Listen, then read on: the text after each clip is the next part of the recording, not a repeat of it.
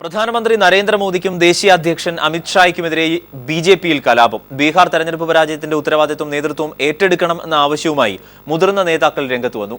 പാർട്ടിയിലെ ഏകാധിപത്യ പ്രവണതയാണ് ബിജെപിയിലെ തകർച്ചയിലേക്ക് നയിക്കുന്നതെന്ന് എൽ.കെ. അദ്വാനി, മുരളി മനോഹർ ജോഷി, ശാന്തകുമാർ, യശ്വന്ത് സിൻഹ എന്നിവർ സംയുക്ത പ്രസ്താവനയിൽ കുറ്റപ്പെടുത്തി. ബീഹാറിലേറ്റ കനത്ത പരാജയത്തിന് പിന്നാലെ പാർട്ടിയെ കടുത്ത പ്രതിസന്ധിയിലാക്കിക്കൊണ്ടാണ് മുതിർന്ന നേതാക്കൾ പരസ്യ പ്രസ്താവനയുമായി രംഗത്തെത്തിയിരിക്കുന്നത്. പ്രധാനമന്ത്രി നരേന്ദ്രമോദിയും വിശ്വസ്തൻ അമിത്ഷായും പാർട്ടിയുടെ സർവാധിപത്യം ഏറ്റെടുത്തതിനു ശേഷം ആദ്യമായാണ് ബിജെപിയിൽ ഇത്തരത്തിലുള്ള ഒരു പൊട്ടിത്തെറി.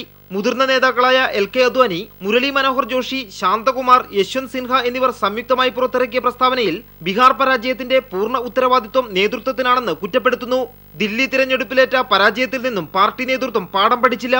ബിജെപിയിൽ നേരത്തെ ഉണ്ടായിരുന്ന ജനാധിപത്യ സ്വഭാവത്തിന് അന്ത്യം കുറിച്ച് ഏകാധിപത്യ പ്രവണതയിലേക്ക് നീങ്ങിയതാണ് പാർട്ടിയുടെ തകർച്ചയ്ക്ക് ഇടയാക്കിയത്.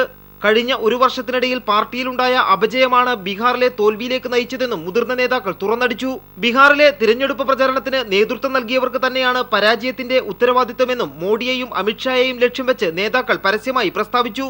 ഏറെ നാളുകളായി ബിജെപിയിൽ ഉരുണ്ടുകൂടിയിരുന്ന അഭിപ്രായ വ്യത്യാസങ്ങളാണ് ഇപ്പോൾ മറനീക്കി പുറത്തു വന്നിരിക്കുന്നത്.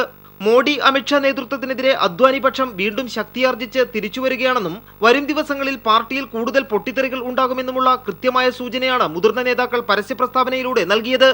M Santhosh, news bureau, Delhi.